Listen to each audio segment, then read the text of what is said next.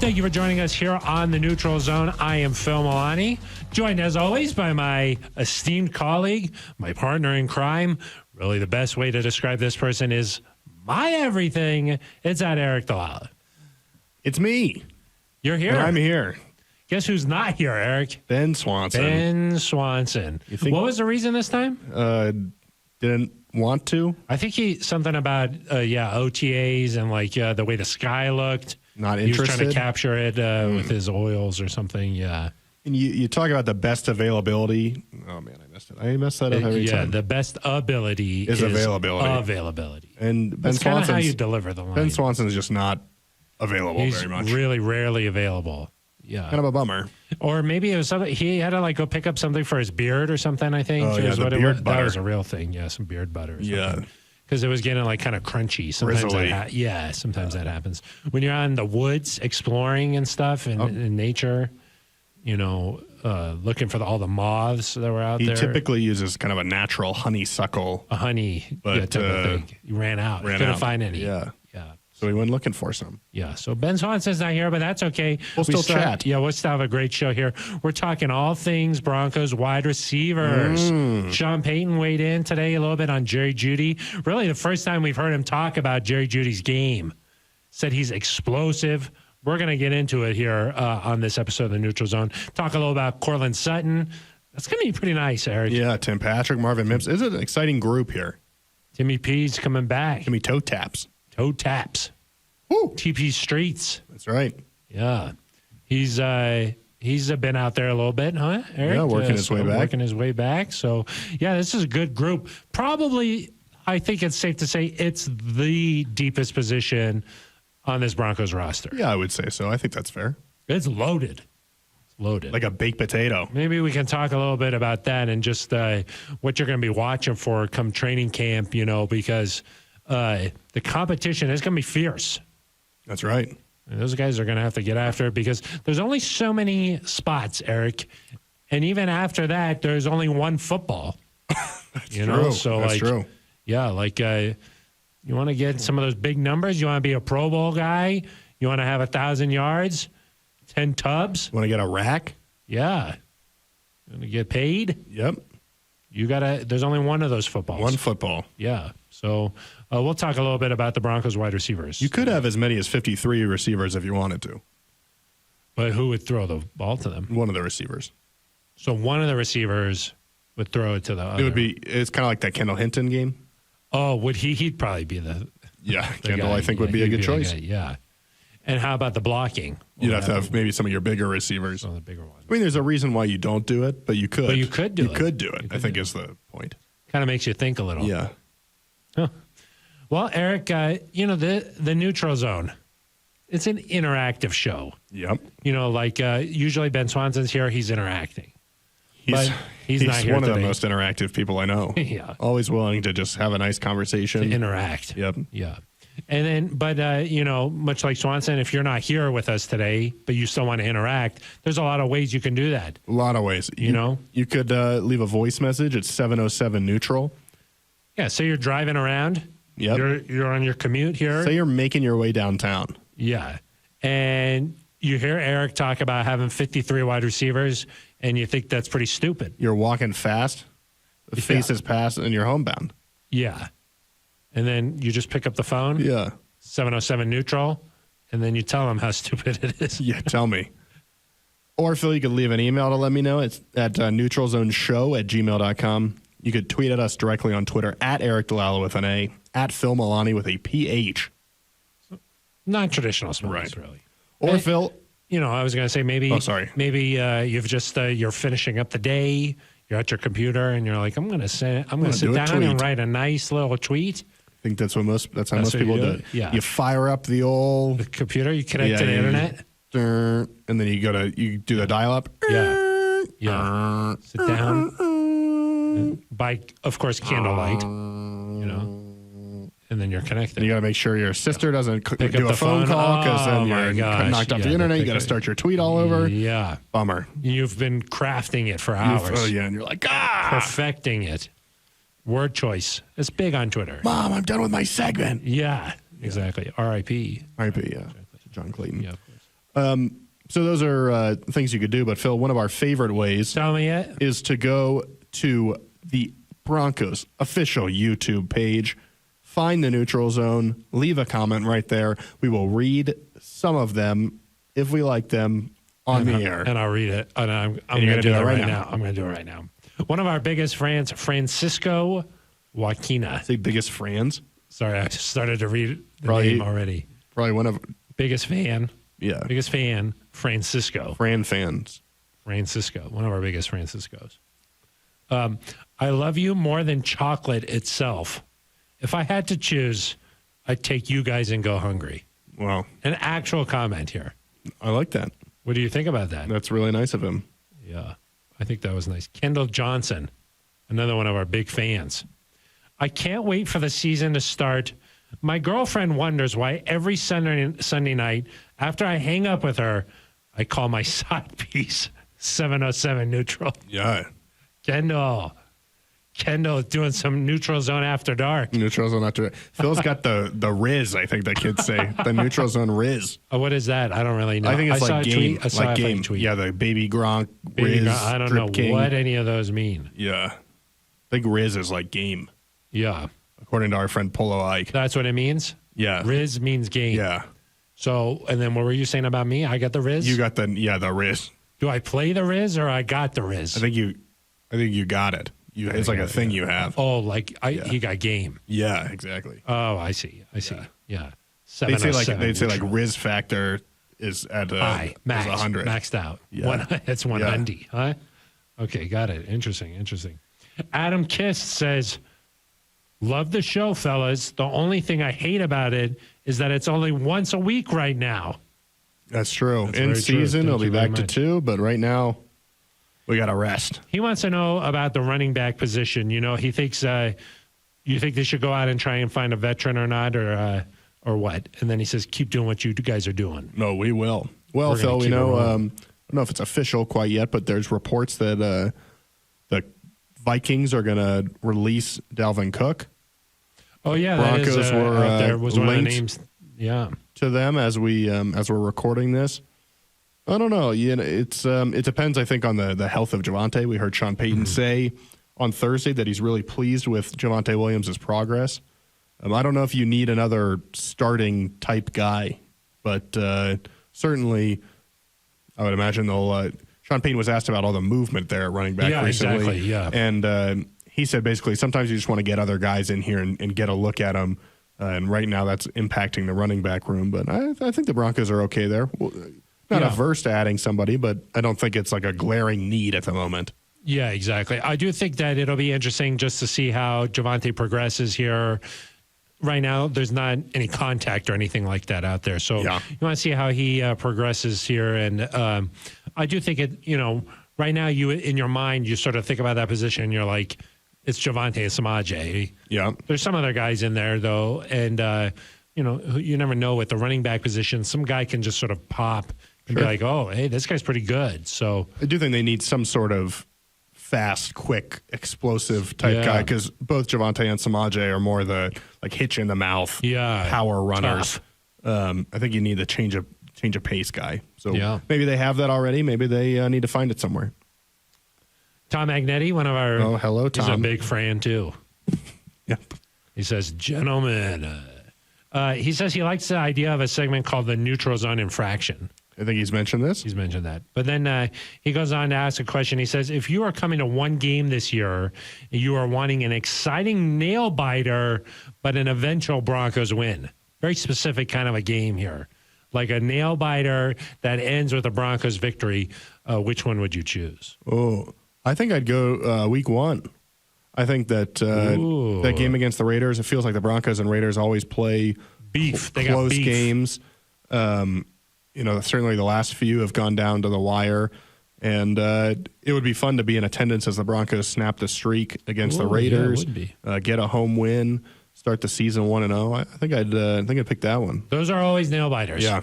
So that could be a good one. But the last 3 I think right down to the wire. have all been like final plays. Is Yeah. that right? Yeah. Because you had the Devontae last year. Oh, yeah, when he, in overtime. Yep. There was the or maybe 3 of the last 4, because Drew Lock won one on a when the 2-point conversion was unsuccessful for the Raiders. Then the next year the Raiders won on a 2-point conversion. I think it's 3. That's 3. Yeah, but I think maybe there was maybe 2021 that didn't happen. It wasn't nice. That one wasn't nice. Oh, yeah, because that was the one where the Broncos got blown out. Mike Shanahan was here, went into the Ring of Fame. Yeah. Early in the year. Yeah. Bad. Three of the last 4 in Denver have come down to the final play. Final play, yeah. So that's my answer. And 2 of the last. We'll see what the outcome is like. Because he also wants a win. The win, yeah. I think they'll beat the Raiders.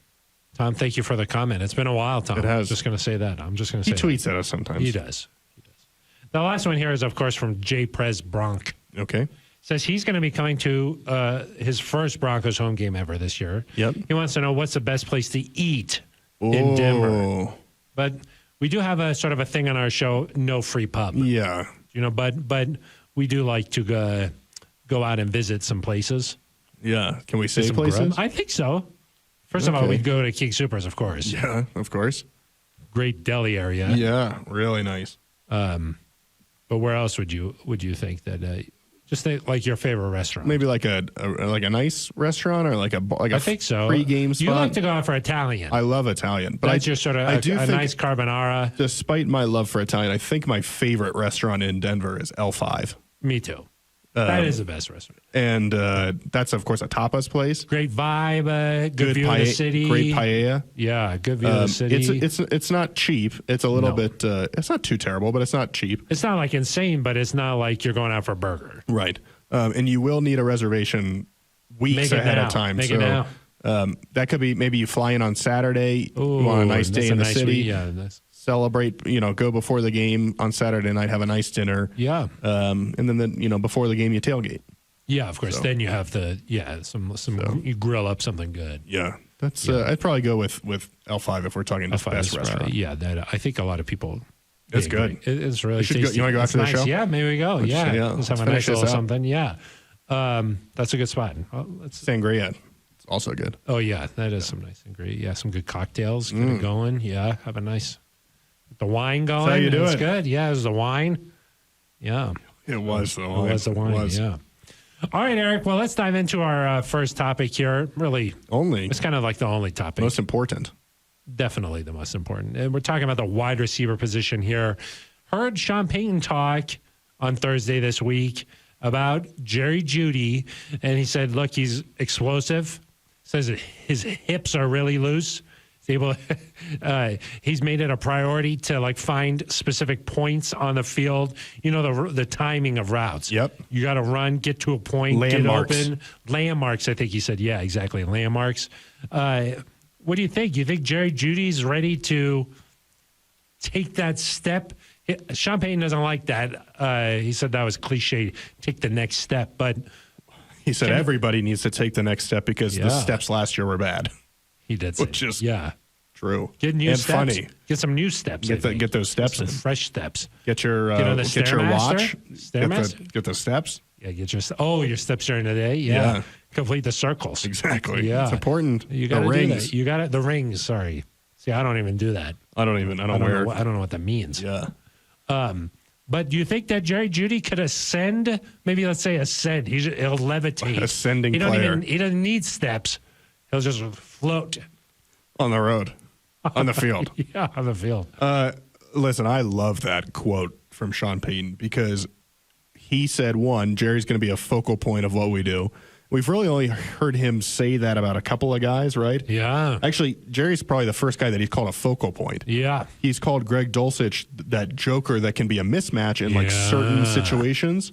But in terms of a focal point, I think Jerry is the first guy that he's called that. So one, that speaks to what you should expect from Jerry Jeudy this year, just in terms of targets, what they want, that sort of thing. But I also loved when he said, I've told Jerry, and Sean kind of paused and even kind of laughed a little bit. Yeah. He said he's told Jerry he's going to push him this year. He's going to get the absolute best out of him. He even referenced kind of, hey, on some of these passes, he's trying to catch with his pinkies together rather than his thumbs together. In these intricate details of how do you just become a little bit better at what you're doing. And I was standing there and I was like, what is that? How do you do that with I was that makes sense. No, of you course try to catch like that versus you want to go attack the ball. Attack. And I think, or I know that I like that because you like that. I like when the best player is challenged to be even better. And I think that Jerry Jeudy, from what we've seen, he was the most productive receiver last year. I think he's probably the most talented. Obviously was drafted the highest of any of these guys. And we've just seen him. We saw Brandon Marshall, former Broncos receiver, Pro Bowler, say that, hey, Jerry, you've got the talent and all this to be a top 5 receiver in the NFL. Why hasn't it happened yet? Mm-hmm. And some of it's injury, some of it's opportunity, some of it's circumstance. But the fact that Sean is saying, I'm going to push Jerry to get the absolute best out of him, that to me is super exciting because you've got the chance to see what Jerry Jeudy has to offer. And I think Sean, based on what he's done with some of these other receivers, can absolutely get that out of him. And Phil, I always think of, when you were, of course, playing high-level collegiate football, mm-hmm. you ever hear that phrase, like, when the coach stops yelling at you, that's when you should worry? Oh, yeah, because they don't care about you. Yeah, like, if the coach is yelling at you, that's a good thing because they expect more out of you. And so Nick used to say all the time to me. Yeah, exactly. It was like, daggone, Phil, come on. Come on. Miss Terry's not going to be happy. Debo used to say that to you, right? Yeah, exactly. Yeah. But so I think that's what this is from Sean, of saying, hey, this is a really good football player. We can get even more out of him. Mm-hmm. And so the fact that Sean sees that potential, and it's not just like, oh, Jerry's just kind of reached his ceiling and this is who Jerry's going to be. No, he sees a lot more from him. And that's exciting. Great players want to be coached, like they want. I mean, Jerry wants his game to go to that next, whatever area that is. So, if Sean's come in here and he's supposed to set this tone and have this, sort of new mindset for the team, that means getting the most out of your best players. And so I think that Jerry's one of those guys. Certainly at the end of last year, I mean, he really caught fire.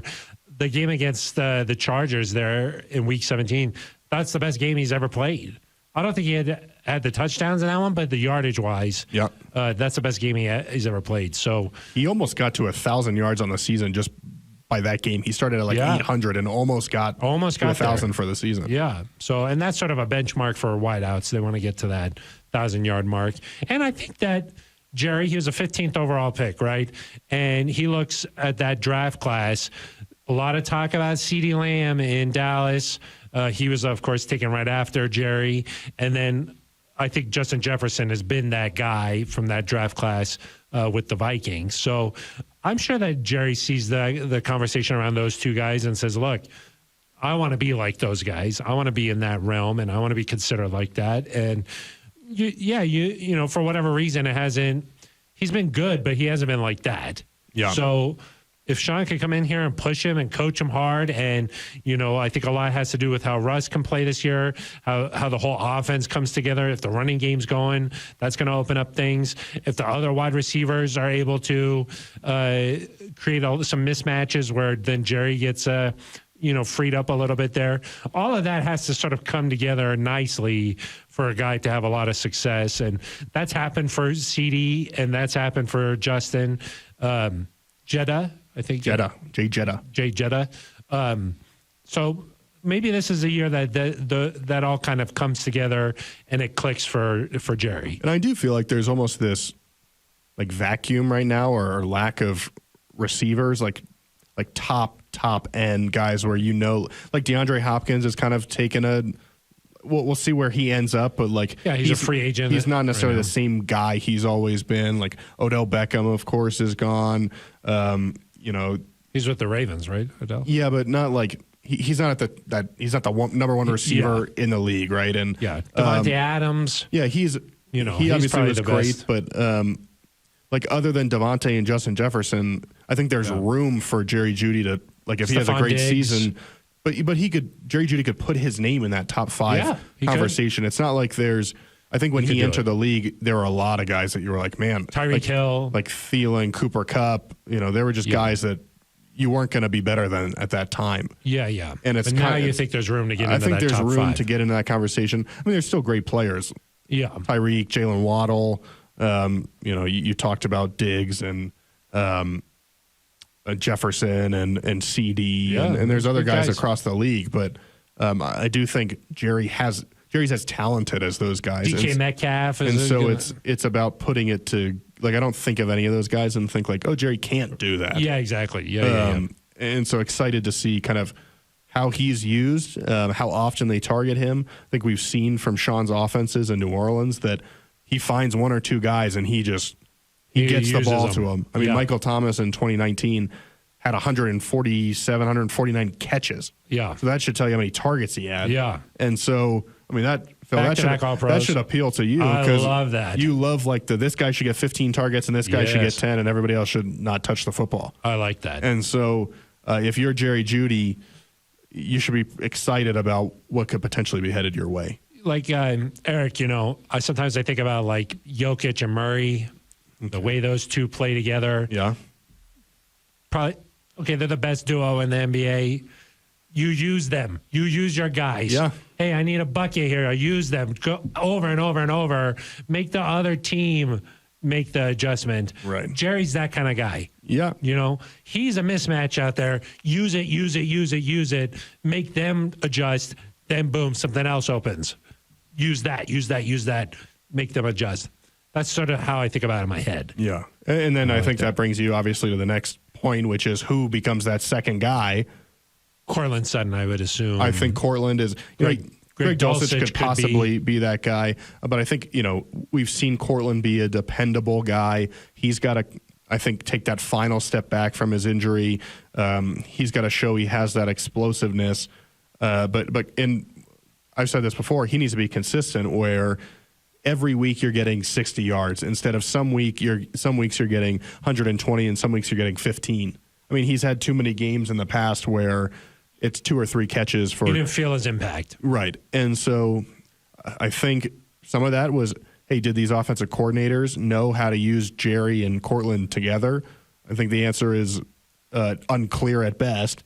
Whereas I trust Sean Payton to have a vision, as he talks about, for how to have Sutton and Jerry work in concert and have Sutton be that kind of physical 50-50 guy compared to the Jerry who's just going to get open. Yeah, exactly. That's how I sort of think about it. Like, Courtland, when he's at his best, I envision him running down the field and jumping up and making a big catch. Yeah. That's sort of what I think about with him, and that's where he excels, Third down every now and then. Yeah, exactly. Yeah, a guy you can depend upon. But look, in 2019, he had 1,100 yards, 72 catches, 6 touchdowns. And you're like, okay, this guy is about to emerge. Like, he's about to be this guy. Gets hurt 2020. And then the last 2 seasons, 2 touchdowns each. Yep. And so I know that Sutton is capable of getting back to that 2019. It's just, for whatever reason, it hasn't materialized in the stats. And there's been some plays, especially last year, where you saw, I think, the explosions start to come back. There were plays where the Broncos would toss it deep and he'd get up in the air and just wouldn't quite make the play. Or draw pass interference, which I think, obviously, if you count those as yardage, his totals look better. Yeah. I've always kind of thought that if a receiver draws an OPI penalty or a DPI penalty, they should count that. But there were moments like the end of that Jets game. I mean, Sauce Gardner's all over Courtland Sutton there, so you can't do anything. It's tough to make that play, but you still, I think, want him to come down with that football. Yeah. And then at the end of the year against the Chiefs in Arrowhead, you see him make a great play, gets called for OPI and just a bogus call. But this is a guy I think that can come back and do this. You've got to pick your spots where you throw it deep to him. He can still be that third get down guy. I think we see that Russell Wilson trusts him and trusts his hands. But yeah, Court's got to, I think you're right that he, you just got to see it a little more consistently. Yeah. Maybe that explosion is there. But because in 2019, he was the only guy. Really. Yeah, exactly. Yeah. And so he just got a lot of opportunities. Yeah. And so he might not get as many opportunities this year, so you got to make him count. I think there's 2 things going on here with Sutton. First, there's a new training staff in here. So maybe they can work with him and find that explosion again. Because I do think sometimes last year running the routes, you didn't see some of that like plant and then like explode out of it. You didn't see it certainly consistently enough. So now he's going to be 3 years removed from that surgery. Maybe just working with a new training staff, he'll be able to find something that maybe can get him back to that. But I think the bigger thing for him is there's a new position coach now for him. And Zach Azzani had been such a Courtland Sutton guy. You know, that like Sutton would be that guy who was like the leader of that room. And Coach Azzani like really trusted Sutton to just sort of like deliver the messages and be the leader, you know. Now there's a new head coach, there's a new offensive coordinator, and there's a new position coach. And so maybe that lights a fire under you. You know, you hear your name out there with all the trade rumors all off season. Maybe you're going to see like a different mindset from Courtland Sutton. The combination of those two things, maybe you'll see him regain that form. Yeah, and Courtland's a guy, I think, a very emotional player, a very momentum-driven player, I think. When things don't go well, I think it's hard to get out of that. Yeah. And when things do go well for him, I think you start seeing him making play after play after play. So he is one of those guys you got to get involved and give him those opportunities to make the plays. Yep. You know, Courtland plays as hard as anybody out there, and you just hope that he's able to get rewarded for that and find the success that he's had. I mean, listen, he's never been the guy that's going to get off the line as quickly as a Jerry Jeudy or get in and out of cuts that fast. But you're right. Like, you think of that catch against the Browns in 2019 where he's horizontal. Yeah. Or, you know, what was it, against the Chargers, Drew Lock's first career touchdown. Yep. We haven't necessarily seen that same type of play the last couple of years. That Vikings game where he just, like, took over in the first half. Yep. I think... Did we see one against the Steelers in 2021? I think he had a touchdown there, toward the end of the game.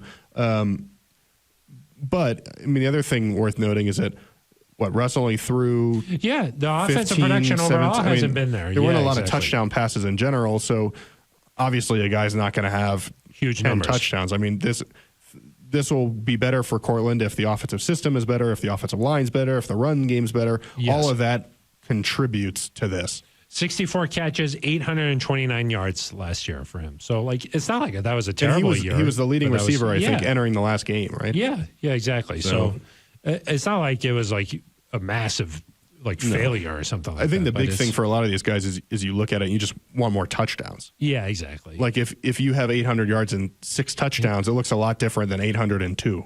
Yeah, or like you think about it in your head and you're like, this guy's massive. When you stand next to Courtland Sutton, you're like, whoa, this guy's huge. And why don't they use him? Yeah, exactly. You're just like, man, this guy's physical. Sean feels like the type of guy that from a mismatch standpoint would know, hey, in the red zone, we're going to Courtland Sutton. Yeah. He's 6'4". Yeah, I mean, he is massive. So, and then kind of next to him, you've got Tim Patrick, who's a similar size guy, sure hands.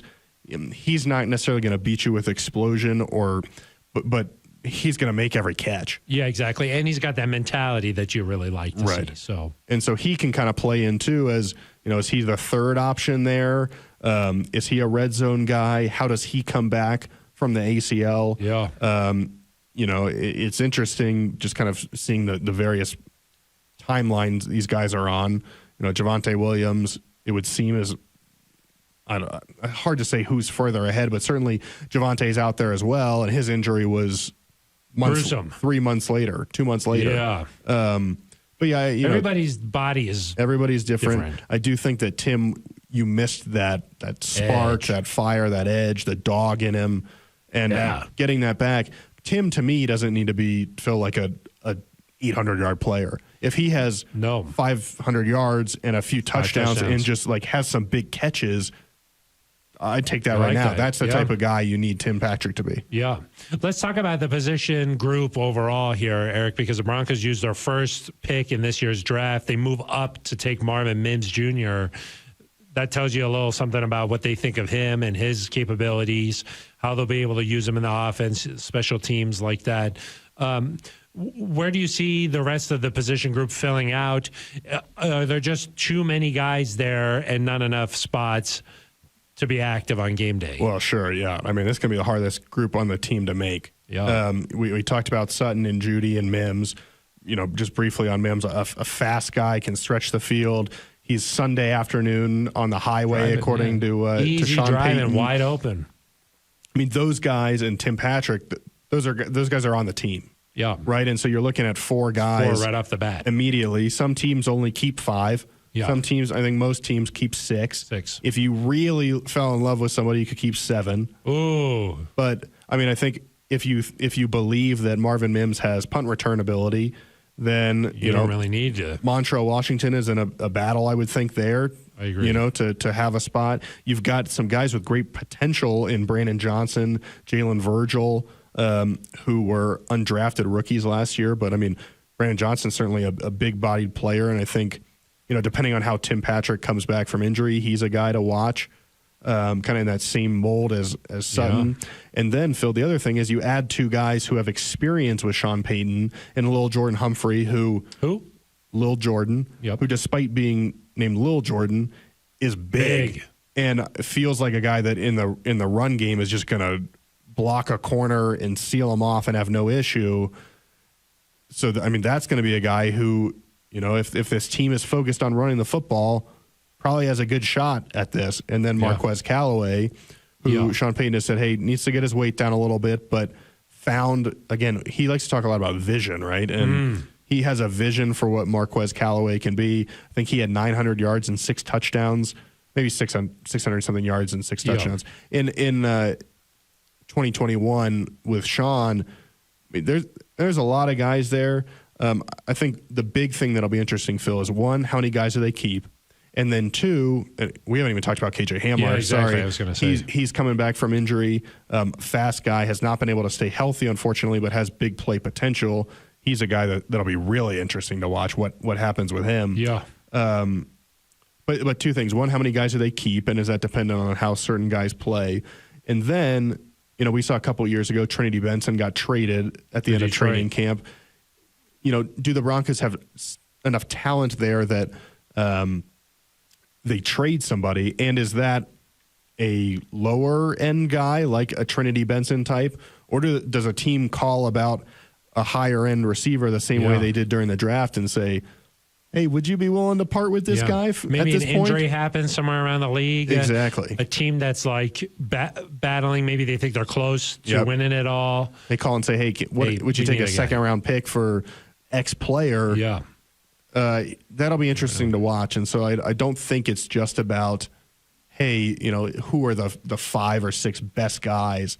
I think it's going to be about the gaps between them, because if you think that, Marvin Mims and, whoever else are close enough, I don't know. It's just going to be interesting to see how that comes together. Yeah, you want a good mix of guys, like you don't want all the same body types. Yep. And then the vision, you talk about, okay, how is this all going to fit together?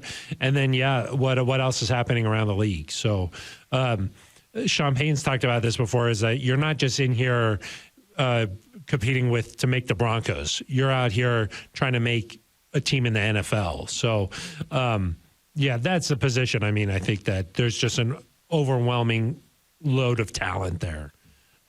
So they're going to have to make some tough decisions. I think part of what it makes it interesting is that I think Jerry Jeudy is the one. Yeah. But just on the offense in general, like the top target. He's the best player. But then I think you could argue that Courtland Sutton is 2. I think you could argue that Greg Dulcich could be 2. I think you could argue maybe by the end of the season, like Marvin Mims could be 2. You could argue that like a couple of years ago when they were all healthy, that Tim Patrick did more than any of them. Yeah. And so there's not, like, after that first guy, there's kind of a next tier of like 3 or 4 guys. And when you have that, it gets complicated. Yeah. Yeah. I think that, like you mentioned, it's not just like, this guy's this guy's that. It's like, okay, Mims could develop into something too, or like, what's the potential here? If Brandon Johnson gets some opportunity here and gets some more reps under his belt, maybe he could become a blank, Right. So it's not just what you are now; it's what your potential is too. So, and we should mention Kendall Hinton too, because he does everything. I thought we said Kendall. He does everything. He can play any position. I think he's kind of that guy you mentioned with the 53. 53, yeah. Just really play all. Do whatever he wants. And he went to Wake Forest. Exactly. He can do whatever he wants. Yep. And his mentality, you like guys like that on your roster. We love Kendall. Hey, really developed into a nice player. Oh, yeah, absolutely. I don't know. There's certain guys who are probably thinking, hey, I just got to put good tape out there and whatever happens, happens.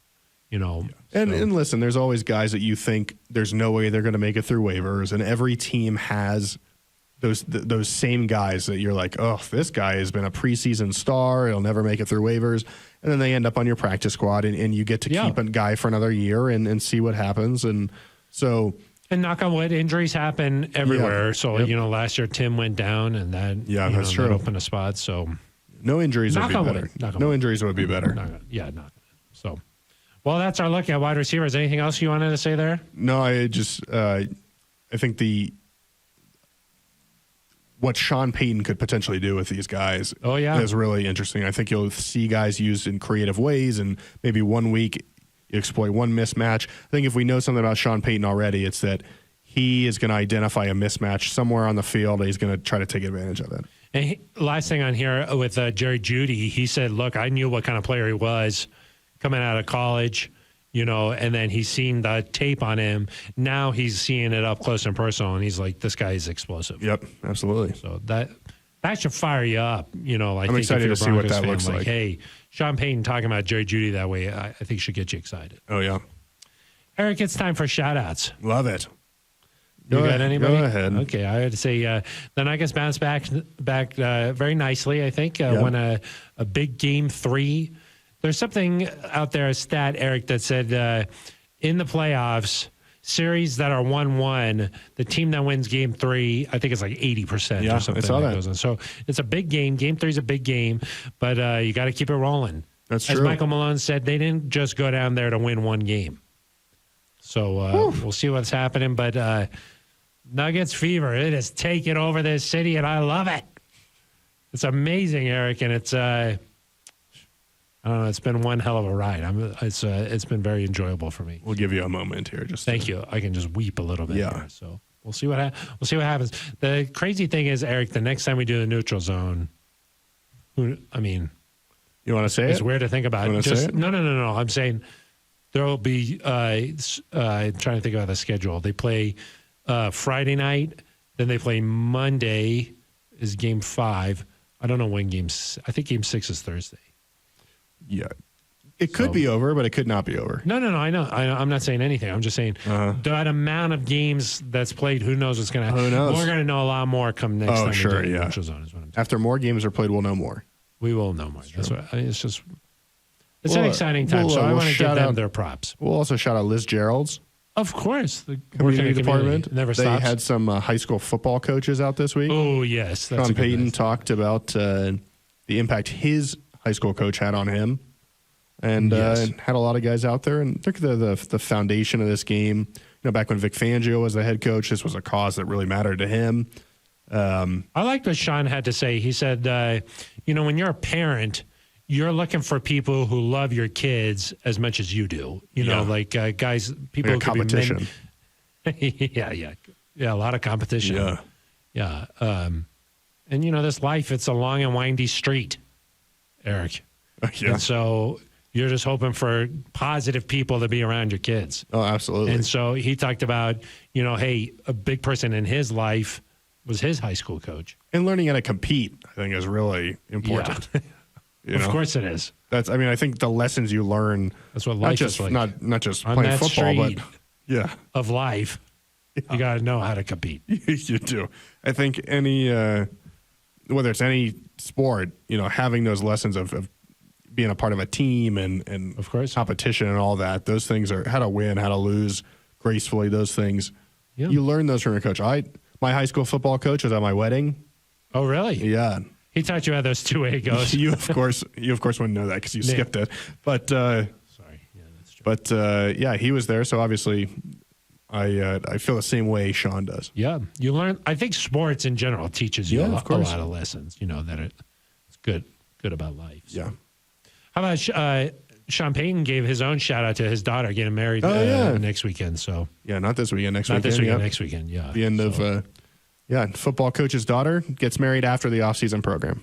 Of course, mandatory minicamp. Yeah, that's mandatory. Right. The wedding we can't be doing. That's not mandatory. So yeah. And then I think I liked what he said. He said, what did he say? The season, like when you show up for training camp, it's like boarding a ship and you're just like off. You're gone. He said you're on an aircraft carrier. Aircraft carrier. Yeah. On exactly. deployment. Yeah, exactly. Yeah. It is kind of how it feels sometimes. 7 days a week, well past midnight is what he said. Yeah. Yeah. Well, of course, Justin Outen didn't move his car for weeks last year. That's true. So we know the effort that goes in. Yeah. What do you think Sean Payton's toast is going to be like? Oh. We've gotten to know him a little bit here the last several months. It'll probably be funny. I think some funny moments. Yep. Yeah. He'll definitely command the room. Yes. And do you think he'll speak from the heart? Yeah, of course. You want to speak from the heart. Yeah, maybe a good story in there. Yeah. And I don't think emotional. There'll be no PR person to tell him to wrap it up. No, I don't think they do that now anyway. So, do you think he'll be the kind of guy who stands in one spot and gives a speech, or he's going to roam around a little bit, work the room a little? I think the roaming is a little weird. The roaming is too much. Yeah, you just stand. Okay. In front of the room. He's good at projecting. Oh yeah, maybe might not even need a microphone. That's true. We heard him out of practice today. It was crystal clear. You could hear him from 70 yards away. Coach has to have that kind of voice. Yeah. You got to project a little. Yeah. So we'll see. Are you gonna? Did you get that invite or what? Yeah, he texted me and said to stop by. Oh, really? Hopefully it's about that and not something else. Oh yeah. Did he mention a playbook or anything like that or no? Something about our video reporter. He wasn't too. Specific. Yeah. He's the tall guy. Oh yeah. Long guy. That was me. That's me, huh? Okay. Yeah. Well, I'll go talk to him. Yeah. All right. Anything else you'd like to say? I don't think so. I think that's going to do it. OTAs are over now. Yep. Mandatory mini camp. Not going to look all that different, according to Coach Payton there, but we'll break it down next week. We will. It's going to be nice. A lot of content coming your way. Maybe Swanson will be back. I don't know. Maybe. With a nice, soft beard. All right, that's going to do it for us. For Aric DiLalla, I am Phil Milani. You've been listening to The Neutral Zone.